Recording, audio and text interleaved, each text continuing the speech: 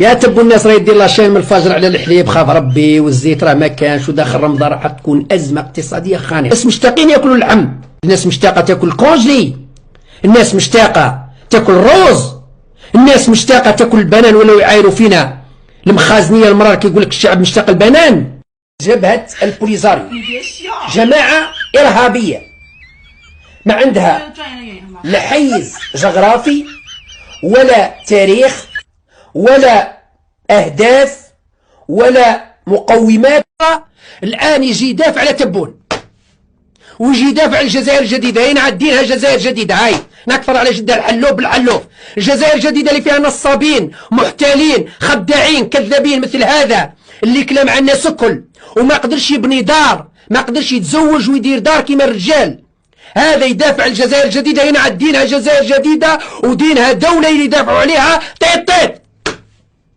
الدولة اللي يدافعوا عليها قوس قزح وطيط أنا نكفر بها. معني الجزائري بطلتي نعدي الجزائر. إذا كان هذه الجزائر تاعكم الجديدة يا تبون ويا القيادة العسكرية والمدنية ويا أولاد خيرة ويا أولاد فطوم، أنا نكافر بربكم أنتم ورب الجزائر تاعكم. على الأقل شوفوا رجال يدافعوا عليكم، ما تشوفوش طيط يدافعوا عليكم. شوفوا رجال فعولة، ما تشوفوش طيط قوس قزح يدافعوا عليكم ويدافعوا على الجزائر. تخلوا طيط يدافعوا عليكم، طاحت بكم لهالدرجة. تخلوا المرتزقة اللي عندنا ملفات عليهم بالنصب والاحتيال والابتزاز يسيروا شؤون الدولة.